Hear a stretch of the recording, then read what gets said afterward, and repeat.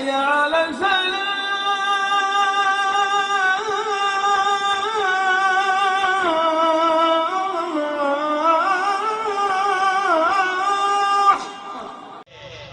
وہ چاہے 10 سال ہے، 20 سال ہے، 50 سال ہے، 60 سال ہے، 100 سال ہے، اب اس میں اللہ یہ چاہتا ہے کہ اے بندہ جو بھی زندگی گزارنا چاہتا ہے وہ میری مرضی کے مطابق گزار.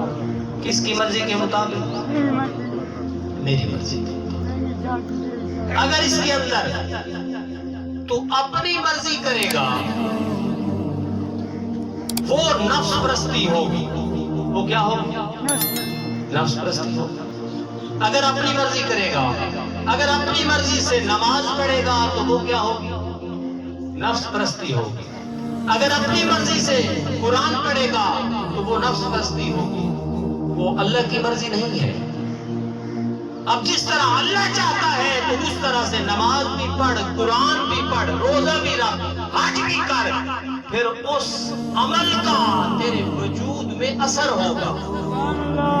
تیرے وجود میں اثر ہوگا. وہ اثر کیا ہوگا؟ کبھی غور کیا اس بات؟ نماز کا اثر کیا ہوتا ہے؟ جی یہ میں ساری زندگی بس اپنی مرضی نال کام ٹوری رکھنا ہے، پھر ٹورے رہو مٹھے مٹھے. جی خیر ہے، کوئی حساب کتاب نہیں کرنا، کوئی لیکھا نہیں کرنا. اگر ایک بندہ اپنی کوئی چیز، یعنی کوئی گڈی ہے، کوئی کار ہے، کوئی ٹرک ہے، کوئی بس ہے، وہ اگر بیچنا چاہتا ہے نا تو پہلے اس کو بھی چیک کیتا ویندا ہے. کیویں چیک کیتا ویندا ہے؟ کہ اس دا 15 ہوتا ہے. کیا ہوتا ہے بھائی؟ 15 ہوتا ہے. جی میں 15 ہوتا ہے تو گڈی چیک ہو ویندی ہے گڈی چوری دی ہے یا ٹھیک ہے. یہ گل ہے بھائی. اچھا کرا اپنے آپ میں 15 کیتا ہے کہ نہیں صحیح چوری تو نہیں ہو گئے. تو چوری کون کر رہی ہے؟ ذرا سوچا. اللہ پاک قرآن وچ فرمایا ہے کہ شیطان تہاڈا کھلا دشمن ہے. شیطان تہاڈا کھلا دشمن ہے اور وہ بندے نو اس طرح چوری کرنا ہے، اس طرح اپنے قبضے چ لینا ہے کہ بندے نو سمجھ نہیں لگدی کہ چوری ہو گیا.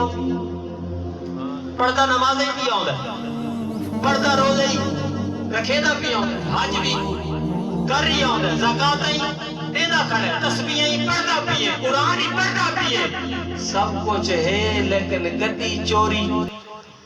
وہ کنجے بھائی ذرا حساب کر لگیے. 15 ہو جاوے تھوڑا جا مختصر ٹائم ہے. اگر وجود حسد موجود ہے تو سمجھ لے گڈی چوری ہے. اگر وجود تکبر موجود ہے، کینہ موجود ہے، بغض موجود ہے، لالچ موجود ہے، حرص موجود ہے، ہوس موجود ہے، حرام موجود ہے، جھوٹ موجود ہے، ظلم موجود ہے تو بات سمجھ لے یہ گڈی چوری ہو چکی ہے. یہ گڈی 15 کلیئر نہیں. اگر کلیئر کرنا چاہنا ہے تو بات اپنے اندروں یہ بیماریاں ختم کر. اپنے اندروں بیماریاں ختم کر. اگر یہ ختم نہ ہو سکے تو لکھاں نمازاں پڑھ، تو لکھاں روزے رکھ. یہ یاد رکھ وہ سارا نفس پرستی ہے. اللہ جڑی چیز چاہتا ہے، اللہ چاہتا ہے بندہ اپنی مرضی ختم کر تے میری مرضی تے زندگی گزار. ایک آیت مبارکہ پڑھیے ذرا اس کے مطابق گل ہو جاوے کیونکہ معاملہ بڑا سیریس ہے جس دور جس بیٹھے. اللہ پاک فرمایا وَلَقَدْ ذَرَأْنَا لِجَهَنَّمَ كَثِيرًا مِنَ الْجِنِّ وَالْإِنسِ کہ کثیر تعداد جنہ تے انسانہ دی ایسی ہے جنہ دا ٹھکانہ جہنم ہے. جنہ دا ٹھکانہ جہنم. ہوں اتنے آ کے ذرا 15 کلیئر ہو سی نا کیونکہ 15 قرآن ہی کلیئر ہو رہی ہے. اگر کہ اپنے آپ کا احتساب کرنا ہے، اپنے آپ کو چیک کرنا ہے تو کتوں کرے سی بھائی؟ قرآن ہی چکرے سی. وہ ویکسی کہ قرآن دے مطابق چیا کیا میں کلیئر ہاں. اگر قرآن دے مطابق کلیئر ہاں تو بات اے الحمدللہ ایک دی کامیاب ہے. ایک قبر چ ویسی تا کامیاب ہے، حشر چ ویسی تا اگر قرآن دے مطابق کلیئر نہیں تو وقت لکھاں زور لال ہے کہ گڈی کلیئر نہیں ہو سکتی، گڈی کلیئر نہیں ہو سکتی۔ اللہ پاک فرمایا کثیر تعداد جنہ تے انسانہ دی ایسی ہے جنہ دا ٹھکانہ جہنم میں۔ یا اللہ مہربانی کر، نمازہ نہیں پڑھ دے؟ اللہ پاک فرمایا نہیں، یہ گل نہیں بچ، اس گل دا تذکرہ کر۔ روزے نہیں رکھے دے؟ نہیں، یہ گل نہیں۔ حج نہیں کریں دے؟ فرمایا سب کچھ کریں دے۔ یا اللہ وقت کیڑی چیز کی کمی ہے؟ بھائی تو نمازاں پڑھیاں کس واسطے پڑھیاں؟ روزے رکھے کس واسطے کیتے؟ حجاں، زکاتاں، تسبیحاں، تلاوت قرآن سب کچھ کس واسطے کیتا؟ تینوں پتہ ہے کس واسطے کر رہے ہیں؟ کدا سوچا ہی یہ سارا عمل کرنے کا مقصد کیا گڈڑیاں بننیاں، کوئی ٹرک لوڈ کرنے، کوئی ٹرالے لوڈ کرنے، کنٹینر لڑنے تے قبر وچ نال لے کے جانے؟ اچھا یہ دسو کنا چرپائی نال پیچھو کوئی کنٹینر اٹھے ہوئے بھی امیاں کی نیکیاں تے ثواب تے فضائل لے ویندے جناب؟ چلو جی کرائی اٹھے ہوئے انج ہوندا ہے؟ انج نہیں ہوندا۔ بات سب کچھ کس واسطے کرنا ہے؟